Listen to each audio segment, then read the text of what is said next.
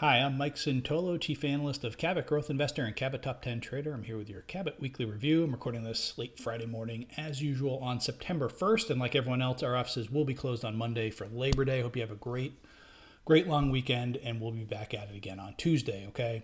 In last week's video, we had seen the big reversal with NVIDIA's earnings and stuff like that. But I still thought there were some encouraging signs out there. Nothing groundbreaking, but just kind of steps in the right direction. The market's really followed through with that this week to the point where it's starting to, or could start to, affect our indicators here maybe today or early next week. Okay, the intermediate term trend is pretty close to kind of we call it a shakeout buy or whipsaw buy, which can be pretty powerful, kind of like when you get a dip below the 50-day just for a week or two, and then it kind of ramps right back up. New lows are drying up, and this week, we've seen some. There's been quite a few actually earnings reports from growth stocks that we keep an eye on. A lot of positive reaction, things like that. Okay, now it's not all free and clear. A lot of growth funds are still kind of lagging. A lot of growth stocks, they just broke down pretty badly. 2 or 3 weeks ago, 4 weeks ago, they've kind of rallied right back into resistance. So I'm not saying it's not hey, 110% chance the correction's over.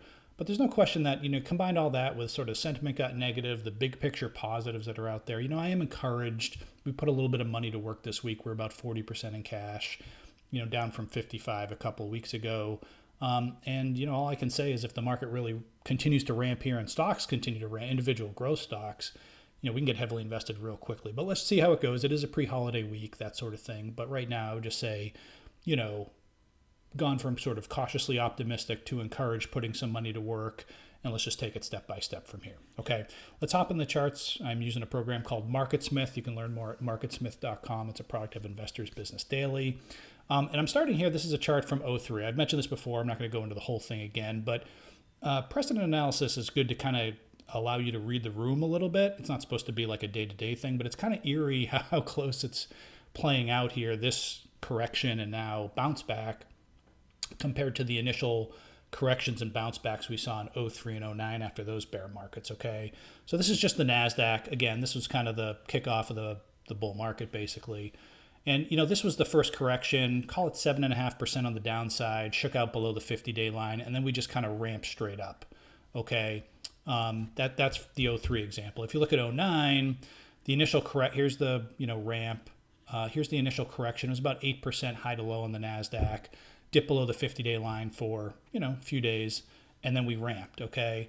And now if we just bring it to today, as I record this on Friday morning, we had about a 9% correction, a little bit more, it was a little bit deeper below the 50-day line. It's, history rhymes, it doesn't exactly repeat. And now we're starting to ramp. Now, what does that mean? Honestly, it doesn't really mean anything. I kind of find it interesting, but it's a psychological thing where human nature tends to play out over time. That's the whole basis of precedent analysis. Not magic. It's just kind of like, hey, you usually get this initial ramp in a bull market, and the initial correction tends to be not super modest. I mean, there's been some pain dished out for sure, but in the indexes, it's been a reasonable pullback, and then you've kind of snapped right back. We'll see how it goes. Maybe not. Maybe we come in next week and interest rates spike and stuff like that. We'll see how it goes. But so far, I just thought that's kind of interesting how that's playing out. When it comes to the intermediate term trend, you can see the NASDAQ is above this orange line, which is the 50-day line, not by a ton. Okay, so we'll see how it closes the week. We'll see what happens early next week. We've certainly come up a lot the last week and a half or so, a couple of weeks. Okay, but all the indexes are kind of right at or a little bit above. Here's the S&P 500. I guess let's use IWM. You can see it's at or just a little bit above the 50-day line. MDY, okay, looking pretty good today, actually. And the New York Composite, okay, the NASDAQ's kind of weaker today versus the broad market. So if it can hold up here, I would just say this is kind of what we're talking about, where there's sort of these shakeout buys, and actually it was the same thing that played out in '03 and '09, where, again, everything kind of breaks the 50-day line. You have to respect it, but the long-term trend didn't change. There's these big picture positives, whether they're blast-off indicators or whatever, and then you kind of quickly ramp back up there within a couple of weeks, okay? So let's see how that plays out. There's also things like the number of new lows and stuff like that that are encouraging, okay? So that's the positives. I would say, for a growth sort of thing, again, it's either these things, these are growth funds. This is IWO. It's just not quite there yet. Okay, so it's a little bit weaker. Yes, it's a little bit above the 50-day line, but just the overall pattern's a little bit weaker. This is the ARK fund, which again is not the be all end all, but still below the 50-day line. IPO fund still below the 50-day line. So there's when you're looking at stuff like that, it's a little bit more mixed. Okay, there's still, like I said, a lot of stocks that did pretty well, but then they really broke down, say, in late July, early August, and they've actually done a pretty good job of kind of repairing the damage, but now they're kind of back into some resistance. I actually don't even know. This is HubSpot. This is a good example where, so HubSpot was a great, had a huge run here, respected the 50-day line, broke on earnings, didn't really go down after that, and now it's starting to repair the damage, but you're kind of also back into sort of this resistance zone. Overall, when I look at a chart like this, it's encouraging because when you can recoup that much of the correction, yes, you can always fail here and come down, but that's a good sign that even if you do pull back, there'll probably be some support, so on and so forth. But you are getting a lot of stocks and indexes that are kind of running into resistance here. So we'll see how it plays out, okay? But overall here, let's go back to, in terms of sectors, SMH, which has kind of been the leading growth area, obviously AI, but SIC chips, stuff like that too. Again, kind of a nice bounce back. You had this dip below the 50-day line, snap back into an area of resistance. Let's see kind of how these things pull back. If these things don't pull back next week or they just kind of tighten up, maybe the market tightens up and individual stocks keep popping higher, that would be a very good sign, but we'll see how it plays out. The other thing too is just, our aggression index, whether you're looking at NASDAQ or equal weight, NASDAQ 100 or whatever, compared to defensive stocks. This is the consumer staples. Yes, there's interest rates and the dollar and stuff is involved here. But again, people always bring that up to me. Interest rates were high and kind of elevated up here and it didn't stop the XLP from leading the way higher. Now it's kind of unwinding to the downside a little bit, while even as the NASDAQ is strong. So I consider that pretty good. Even to the S&P 500, you can see this blue line is the relative strength line, relative performance line to the S&P 500, hitting a new low. This is sort of the old DEF, so this is a different kind of defensive index, more like just sturdy. It has some more healthcare and stuff like that. A little bit stronger in here, but you can see relative to the market, actually hit a new low yesterday. Okay, so defensive stocks, there hasn't been a big rush in there, which is kind of a clue that it wasn't like institutions were preparing for this inevitable recession or financial crisis or whatever. Okay, on the flip side, before we get into individual stocks, I would say financial stocks are still, they don't need to do well, in my opinion. They don't need to like soar higher, but you don't want to see them fall through the floor either, okay? So this is the regional bank index, which obviously was in the center of the storm here back in March. It has been bottoming out, so really no huge deal here, but just something I keep a distant eye on a couple times a week because, if you do come in and some bank has an issue and all of a sudden these things start to melt down, it's going to have it's almost definitely going to have an effect on whether it's growth stocks or anything else. But so just something to watch. But overall, like I said, it's encouraging. I wouldn't say we're completely out of woods. I wouldn't say it's some unbelievable blast off. But I would say that the action of the indexes plus sentiment plus some individual stocks, which we'll go over, is a good sign that we're probably done with the correction. When I say done, I don't mean straight up, but done, meaning like we're not going to have a huge leg down. But I wouldn't say that for sure, especially with September, which is often tricky, okay?